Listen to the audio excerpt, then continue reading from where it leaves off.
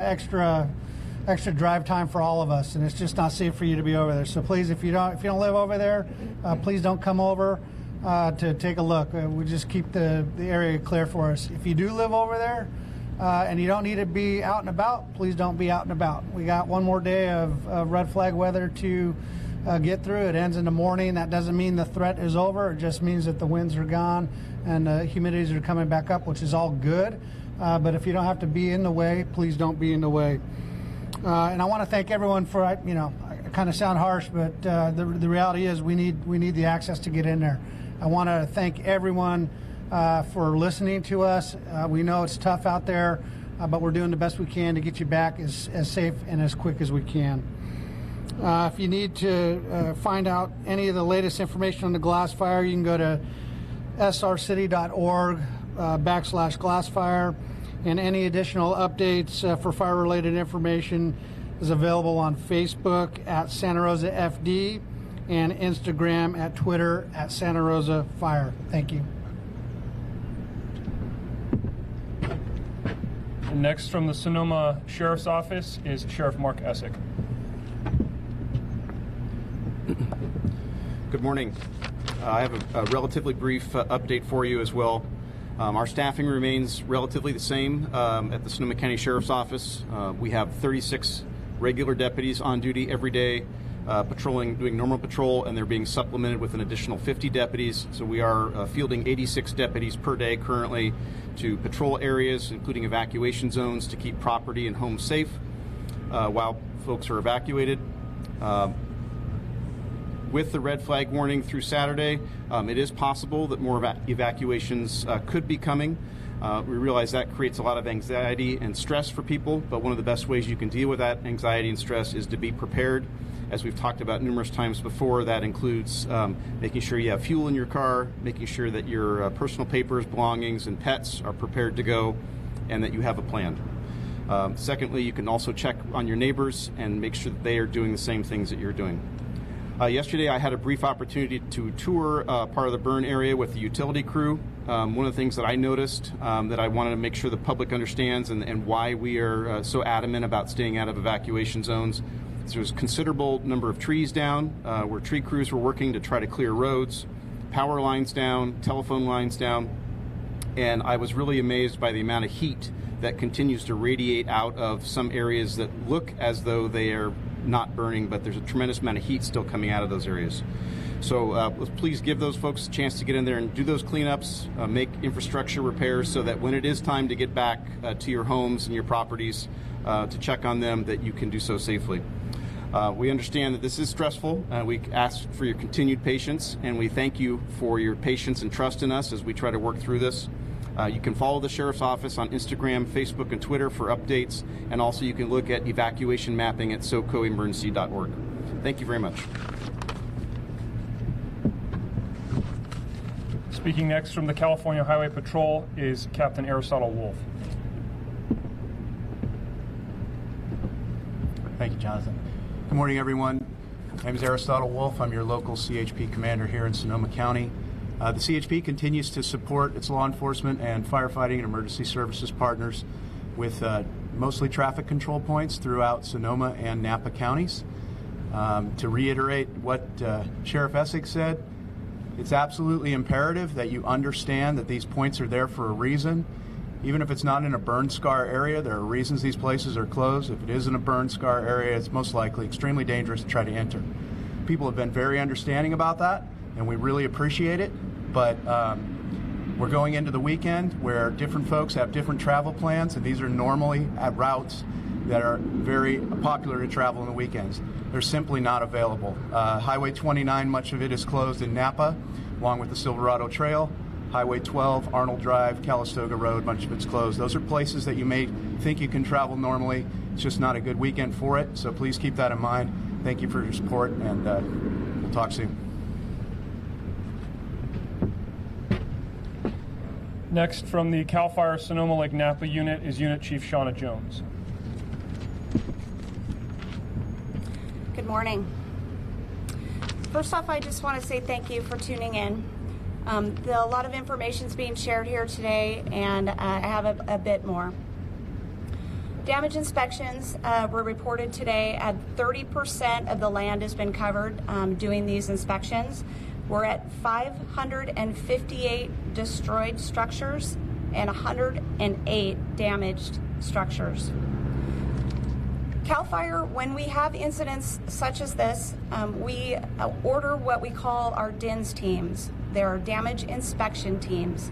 They are CAL FIRE teams that have specialized training and use specialized software and then ground truth areas of impact inside the perimeter of the fire and along the edge of the threatened areas.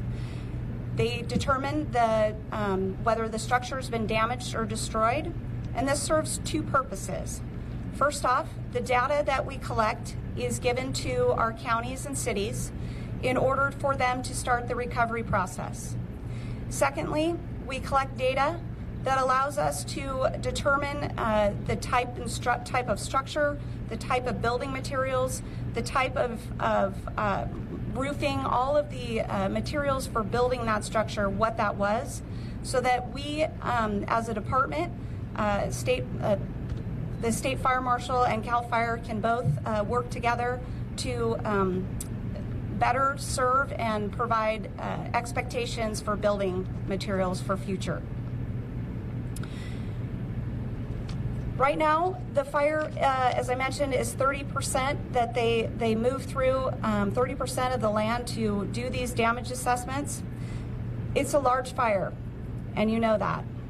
I know it's had an impact on all of you, and we're doing as fast as we can to get those damage inspection information out so that you can find out what the status of your home is, in addition to putting the fire out and getting you home as quickly as possible. I'd like to say that we have a long way to go.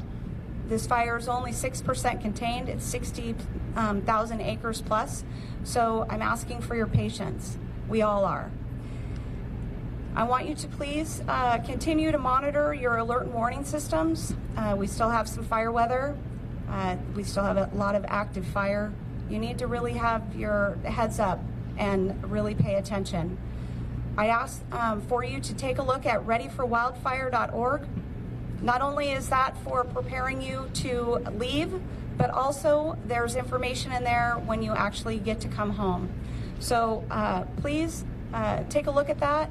And my heart is with all of you, all the evacuees. I want to say thank you very much to all those that are supporting in the field, not just the folks behind me, but all the folks that are not listed in our unified command. Those are supporting our evacuees. I greatly appreciate it.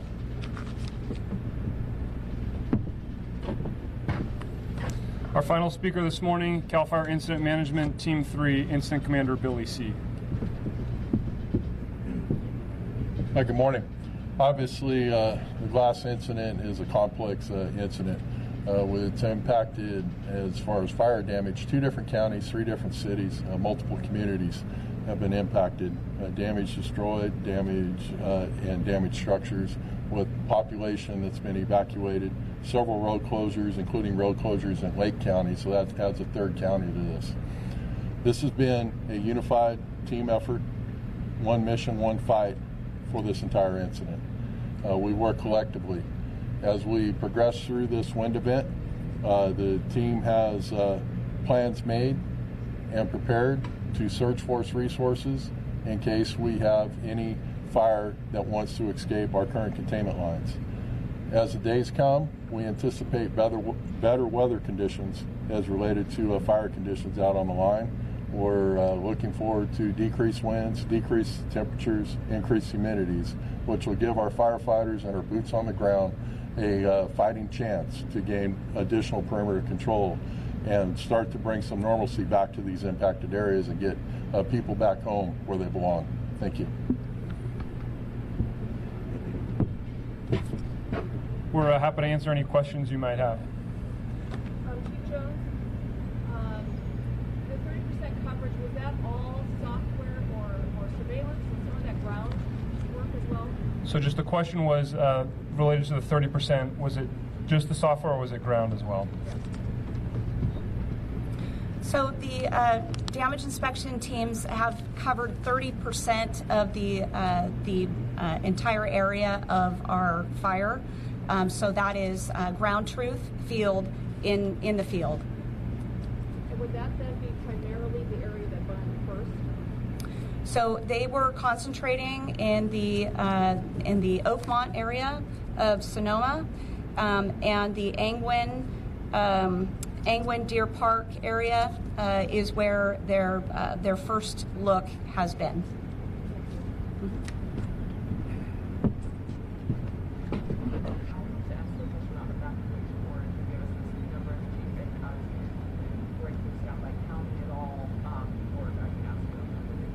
Yeah, so specifically, what are the evacuation number of evacuees by county? We can get you that after the press conference. Absolutely. Sorry, hearing this going on. Can someone kind of talk about which areas you think might be first return, which ones are likely last, and what sort of factors into that? Yeah, so the question was related to what might be the areas that are first repopulated and last, and I'd hand that over to the IMT. Obviously, that's a good question, but it's difficult to answer, especially with the predicted winds. Anytime we look at repopulation, as far as fire side, when we start making recommendations, that's just based on the fire danger has been mitigated. Obviously, there's numerous utility companies, EOC concerns that have to develop their Make Safe reentry programs, along with buy-in from all the different cooperators. And then obviously the last sign-off and final jurisdictional responsibility falls on the local law enforcement having the jurisdictional responsibility. None of us take evacuations lightly. We want people to get home as soon as possible and get back to normal. So as soon as we can make it safe, work with all our cooperators to get people home, we will do so. And that is a top priority for all my team members, as well as all these agencies we're working together with.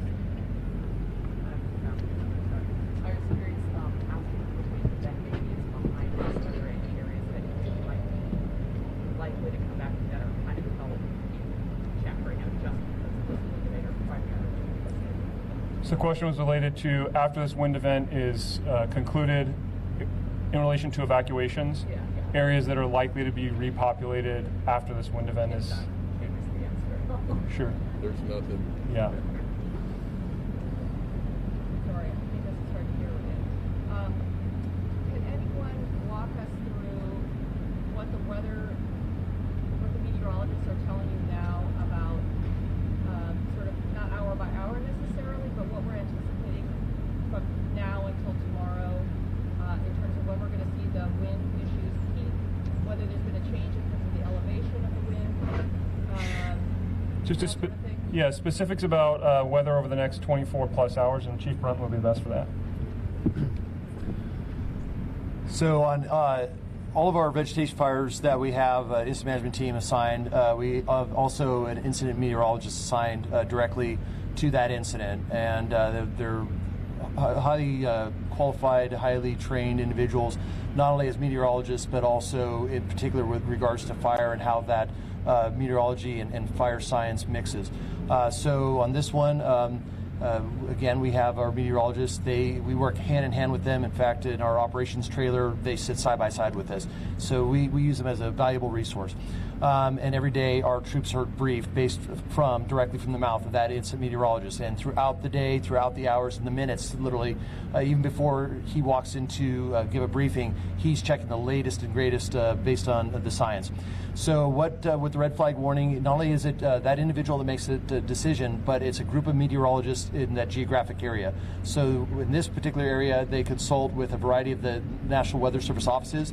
This one is the Monterey office, and they also consult even with the Sacramento office and the Eureka office. So that way they have a really good brain trust of those folks to look at the conditions, forecast current and expected. So in this particular case, there's a consensus that a red flag warning was warranted due to the hot temperatures, dry conditions, and the expectation of some winds. The winds, it's really tricky to kind of really predict, but there was a consensus among the group that there would be some increase in velocity of the winds, the direction of the wind being from the northwest. And so with all that combined, we look at it and build our strategy and tactics and on the expected weather. And so we've done that so far. And like any type of meteorology, even though it's a bit of a science, it is a practice of an art. And so it's not always 100% accurate. But our meteorologist does keep us in tune anytime there are changes. So far, we have not seen the velocity of the winds that we were expecting. We have seen the flow of the wind coming from the right direction that has been predicted. We are expecting that the wind will increase this evening more than we've been seeing lately, but not a significant increase. And again, the topography drives that. We're in valley areas, so they're like funnels, and they will funnel the wind direction. We have high peaks such as Mount St. Helena, Veeder Mountains, Mount Sonoma, those kind of areas. And we have monitoring stations throughout that helps the meteorologist to determine his forecast. So at some of the peaks up in, say, Mount St. Helena, that's where we're going to see our heavier winds. About 20 miles per hour is what we're expecting. Also in the valleys, the Napa Valley in particular, Sonoma Valley, we're expecting to see some higher wind gusts, 15 miles per hour. So nothing that's going to be a high sustained velocity, but there will be gusts, and that does have an effect on the fire. As I said earlier, we have what's called a probability of ignition metric that looks at basically how dry the fuels are. Fuels are extremely dry. We do have hot embers and hot areas that are out there, and it won't take much to take that and blow it into a very dry receptive fuel bed. And with that, that gives us cause for concern. So although this is pretty much what we would say right on an edge or a border of a red flag warning, it's we go for the conservative cautious look, and that's why we are in this and why we plan accordingly. So as far as what the winds we're going to be seeing this evening, we'll see some more of the winds. It'll increase a little bit more this afternoon, and then we'll die off. And by about 6 tomorrow morning, we should be ending the red flag warning or any sort of fire weather watch. But it will continue to be warm and dry, and then proceeding forward through the rest of the weekend, moving into next week, we will see a little bit more of an onshore flow, which means a little bit increase in our relative humidity, decrease in our temperatures, which will be helpful for us in our control efforts. But again, it will not change the vegetation dryness, and it'll still be critically dry and a concern for us, but definitely it'll be at a slightly elevated fire conditions that we're experiencing right now as we speak. Say onshore wind beginning around There'll be a slight onshore starting late in the weekend, early next week, but nothing super significant regarding wind velocity, but it will bring some more humid air mass.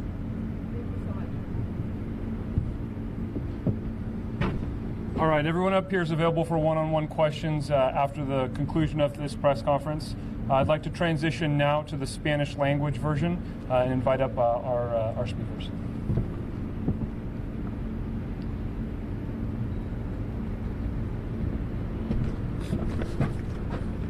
Hola, muy buenos días.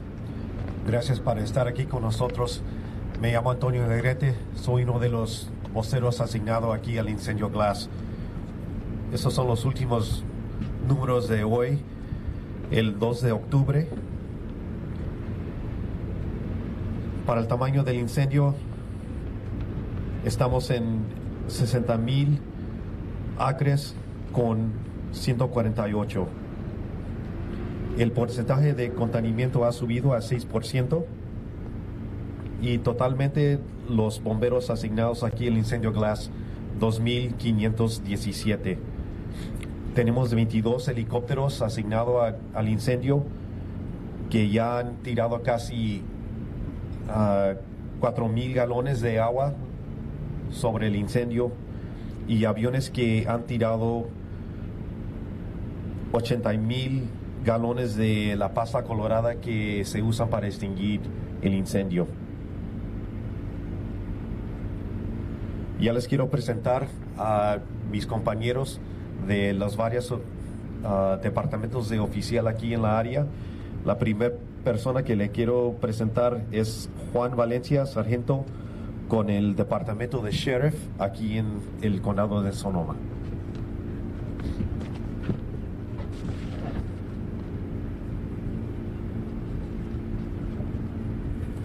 Buenos días, Sargento Juan Valencia, el portavoz del departamento del sheriff del condado de Sonoma. Les quiero decir que es otro día. Todavía seguimos con 50 oficiales patrullando las áreas de evacuación para que su propiedad esté segura. Ahorita tenemos una advertencia de aire, una bandera roja. La cosa es que el viento va a venir y va a soplar al sureste. Lo que significa eso es que a lo mejor vamos a poner más posible, más áreas que tenemos que evacuar o debajo de advertencia. ¿Cómo se pueden proteger? La ansiedad y el estrés se puede reducir preparando. ¿Cómo se preparan? Tener bolsas listas con mascarillas, medicina y objetos de valor. Carguen sus teléfonos y pon el volumen alto para que si mandamos un nexo o una notificación de emergencia, agarren el mensaje. La sirena alta y baja, si oyen eso, es tiempo de irse porque el peligro ya viene. Ayer fui con el alguacil Mark Essek y patrullamos la área de St. Helena Road. La cosa es que a lo mejor no se mira el incendio, pero la cosa es que la área se quemó.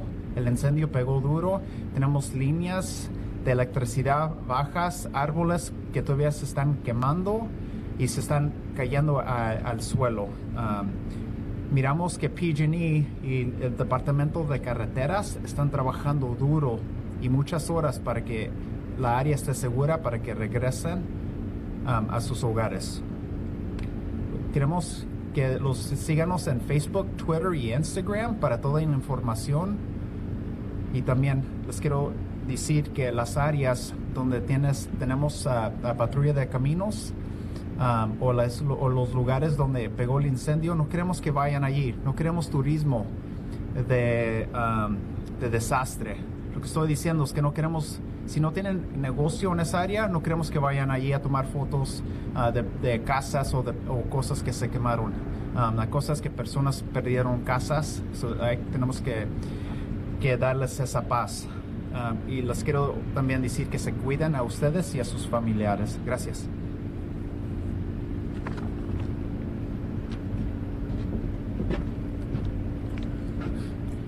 Ya les presento a Edward Buenostro, oficial del Departamento de Policía aquí en Santa Rosa.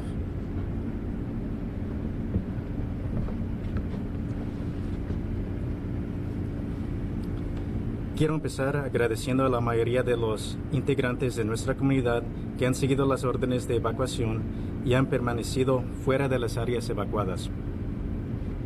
También quiero agradecer a nuestras agencias de ayuda mutual por su apoyo para mantener nuestras zonas evacuadas seguras.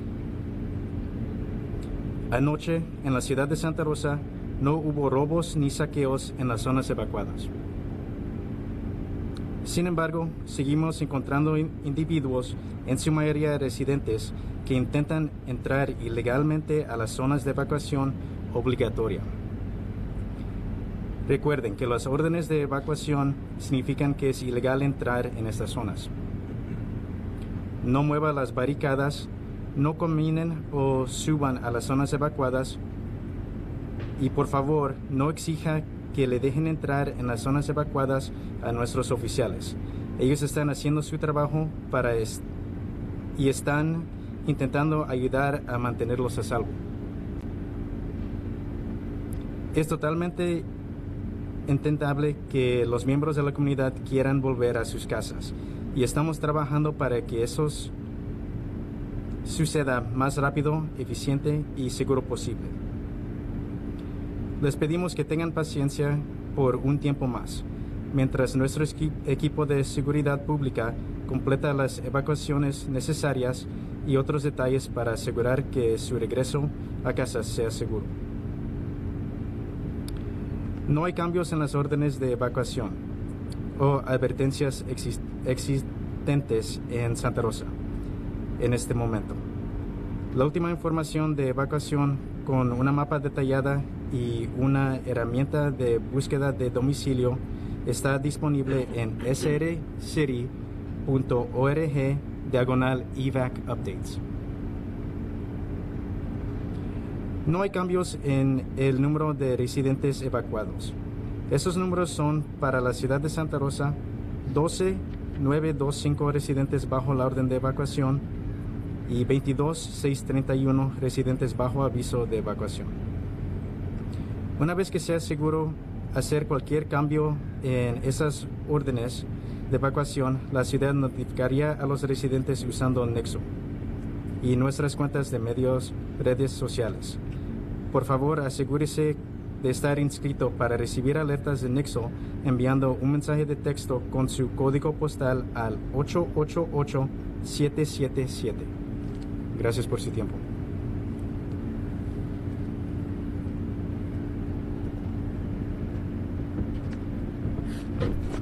Ya de la patrulla de caminos les presento a Custodio López. Buenos días, soy su oficial Custodio López con la Patrulla de Caminos de California. Les queremos informar a todos que tenemos a todos nuestros oficiales que todavía están trabajando la carretera, que todavía están respondiendo a todas sus llamadas, y tenemos a varios oficiales que vienen de todo del área de la bahía para venir y asistir aquí a nuestros compañeros del alguacil, del departamento local, de estar bloqueando las carreteras donde sabemos que ocurrió el incendio y pasó, y en el cual ellos están protegiendo a sus hogares, algo que vamos a estar repitiendo cada uno de nosotros. Por favor, no entre a estas áreas. Los troques, si usted mira, de los bomberos están grandes. En las áreas que se han quemado solamente son de un sentido. Ellos no están esperando de que haya gente caminando, de que haya gente en sus vehículos y ahora podamos causar, porque ya no es un accidente, sino es un choque, porque entraron en un área donde no deberían haber entrado. Ahora con eso ya nos llega el fin de semana. Hay varias carreteras, varias venas que están cerradas. Hay que decir aquí en el área del condado de Sonoma, es el Calistoga Road, la parte de la 12 Arnold Drive, en la parte de Napa, la 29 y Silverado Trail, que están cerradas. Por favor, planifiquen, asegúrense, y por favor, ya que nos llegó el fin de semana, no vayan a andar en estas áreas a tratar de ir y agarrar videos, fotos. Por favor, hay que respetar la privacidad de estas personas que han perdido sus hogares, muchas personas que no saben si sí las han perdido y no quieren enterarse con una foto que alguien vaya a poner en Facebook. Gracias.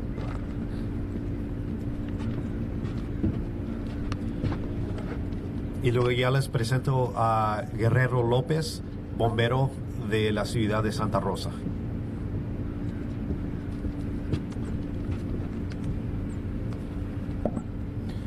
Hola, mi nombre es Guerrero López, bombero con la ciudad de Santa Rosa. Les quería decir que la área toda la ciudad se ve muy bien en el lado de Santa Rosa. La área de Annandale se ve muy bien.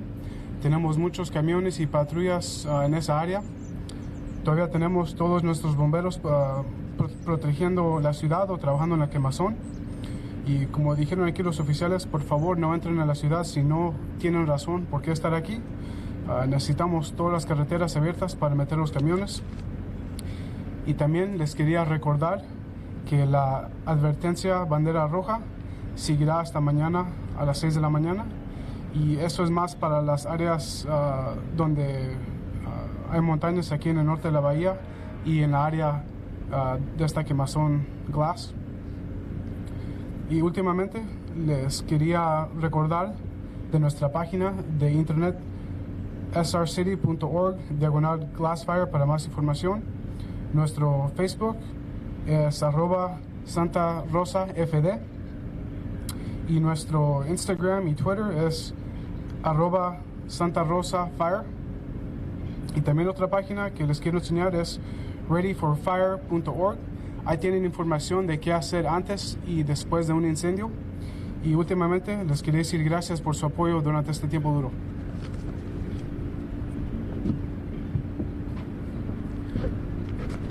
Gracias, ese es el tiempo ya. Si ustedes tienen preguntas que podemos contestar para ustedes. Si no, entonces nos podemos ajustar aquí a la mano izquierda o la mano derecha de ustedes. También les quiero pedir, si ustedes quieren más noticias, nos pueden seguir en el Facebook y el Twitter, Cal Fire LNU. Ese es Cal Fire LNU. Muchísimas gracias.